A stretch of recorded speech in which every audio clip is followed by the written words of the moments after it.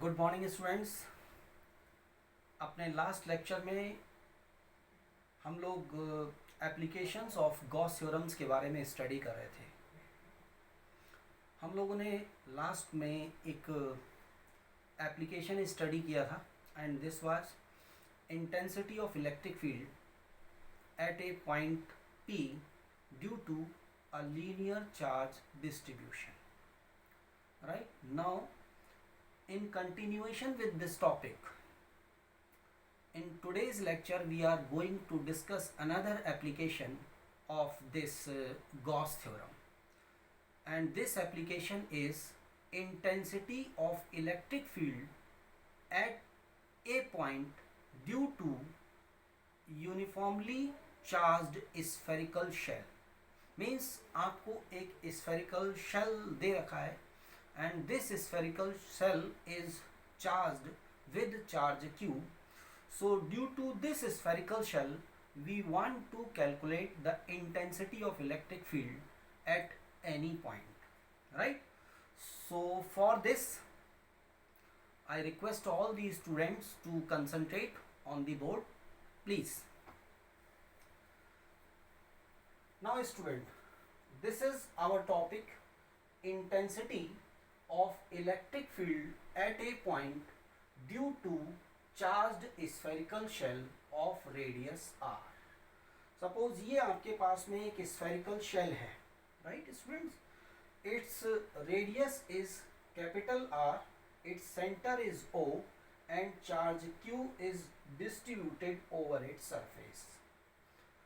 Now, due to this spherical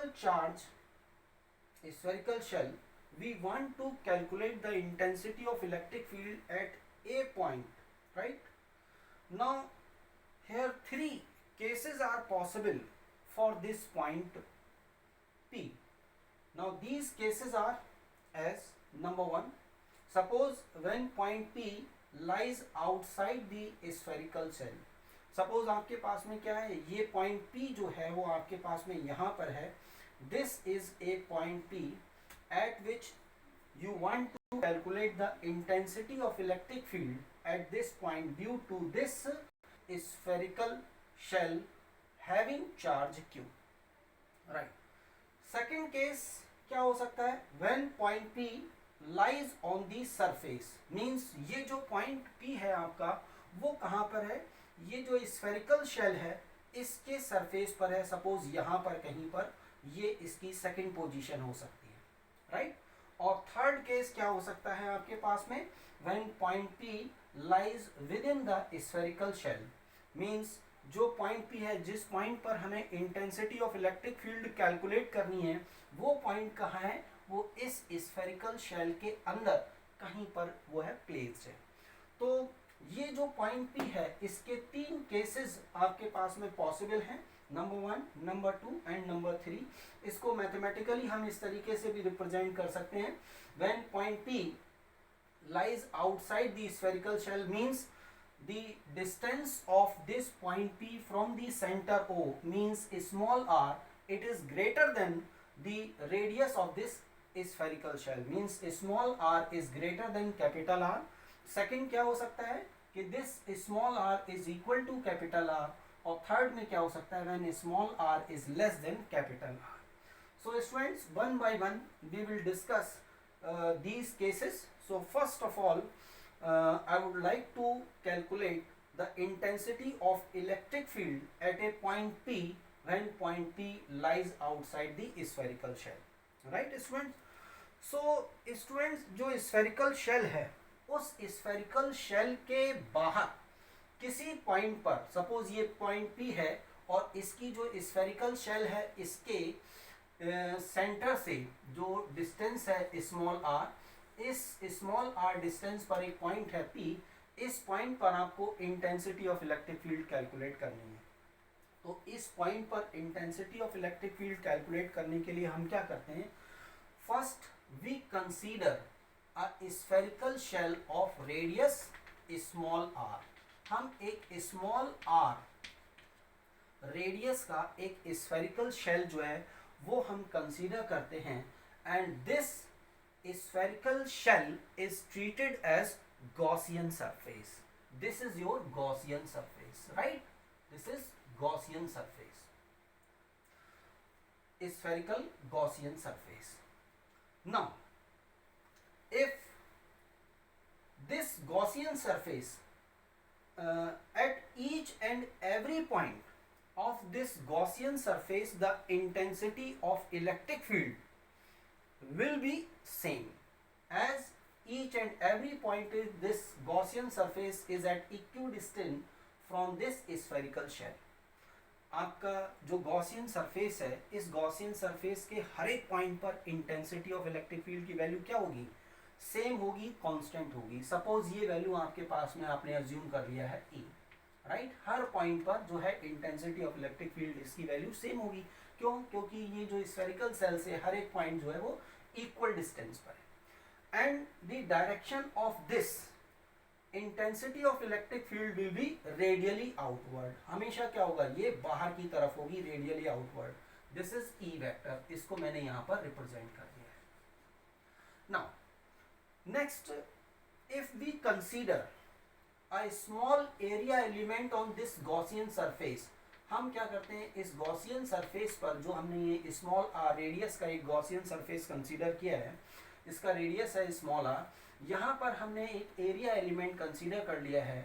suppose इसका area है ds और इसके साथ में जो एसोसिएटेड एरिया वेक्टर है, this is ds vector.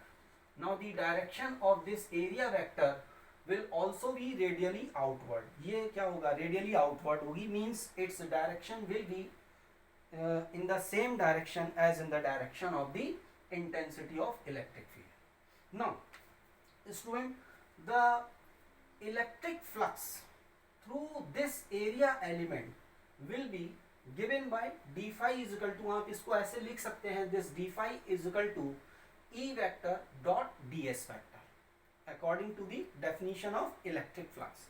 Right students, आपने इसको अपने लास्ट लेक्चर्स में इसको स्टडी किया है. तो यहाँ पर d phi is equal to कितना है, electric field vector dot ds vector. अब आप इसको नोटेशन को वेक्टर फॉर्म में इसको आप ओपन कर सकते हैं. मींस ये जो डॉट प्रोडक्ट आपको दे रखा है, इसको ओपन कर लिया आपने.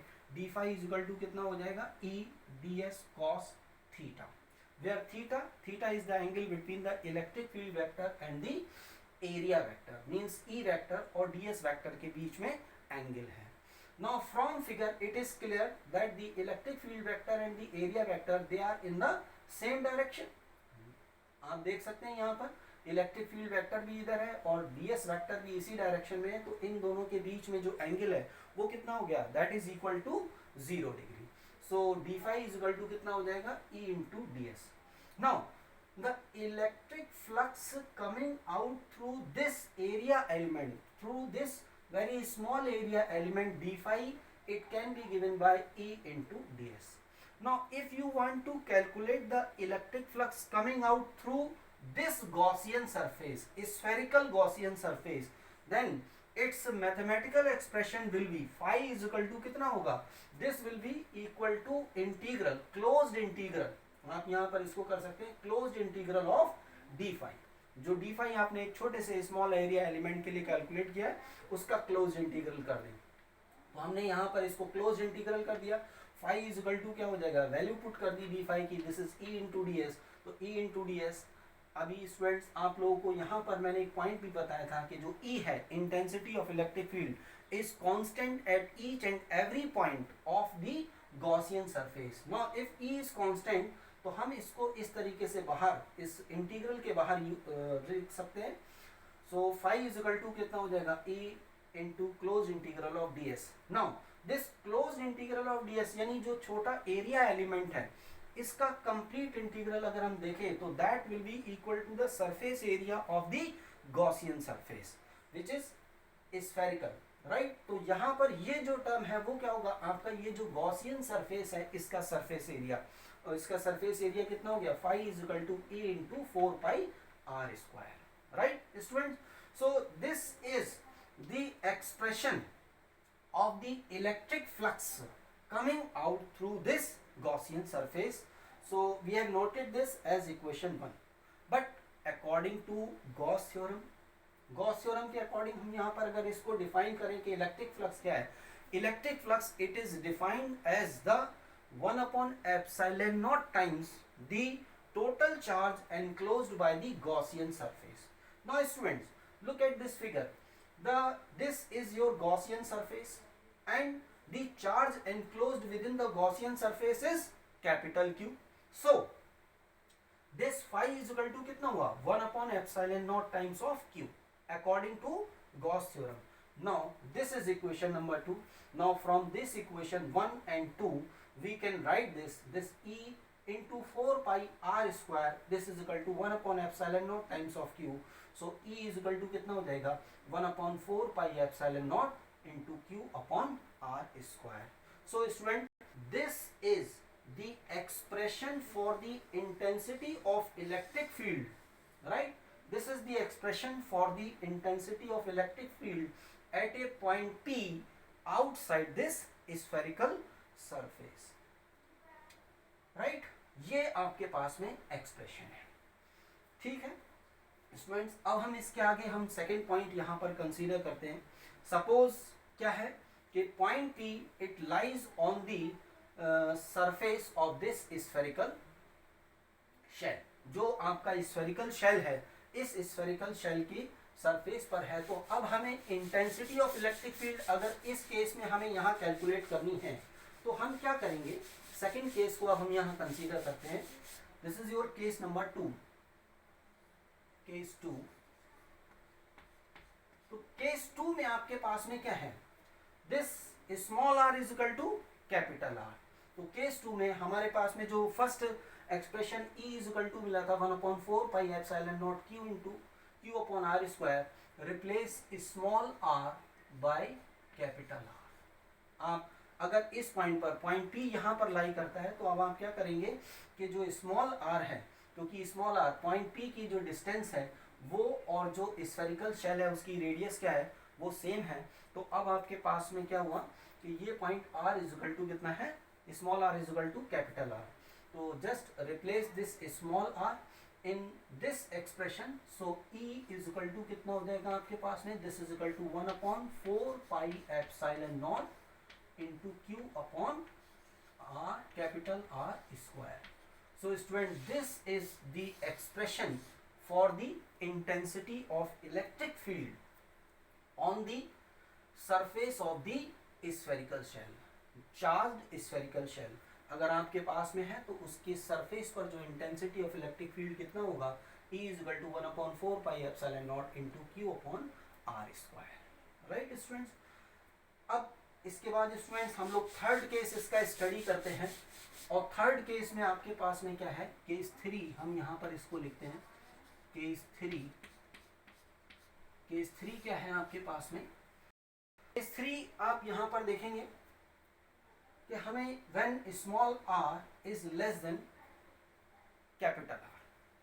तो स्टूडेंट्स जो आप यहाँ पर देखते हैं कि जो इंटेंसिटी ऑफ इलेक्ट्रिक फील्ड है, आपने फर्स्ट जब केस कंसीडर किया था when point P lies outside the spherical shell, तो इस केस में जो फ्लक्स था आपके पास में वो कितना था, phi is equal to E into 4 pi and small r square, right. अब अगर आप यहाँ कंसीडर करते हैं कि पॉइंट P जो है वो आपका कहाँ पर है, this lies within the spherical shell. अब आप ये जानते हो कि जो स्फेरिकल शेल है, स्फेरिकल शेल जो अगर आपके पास में है तो वहाँ पर अगर हमने ये लिया है यहाँ पर, तो आप जानते हो फाई इज इक्वल टू कितना होता है according to Gauss theorem 1/epsilon naught times of Q, right? Q means the charge enclosed by the Gaussian surface. Now in this case, if we consider point P here, then this is its Gaussian surface. Now the charge enclosed within the Gaussian surface is equal to 0, क्योंकि सारा का सारा charge कहाँ है, वो इस Gaussian surface के बाहर है, इस स्फेरिकल शेल पर है। तो इस केस में फाई इज इक्वल टू कितना हो जाएगा, 1/epsilon naught times of 0 means कितना हो जाएगा 0, right. So from this equation and this equation we calculate that E is equal to कितना होगा 0.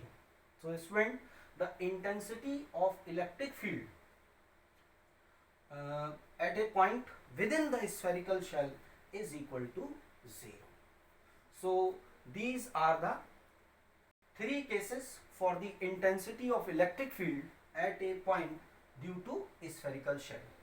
Now students, here one more important point is the graph between the intensity of electric field and the distance r of the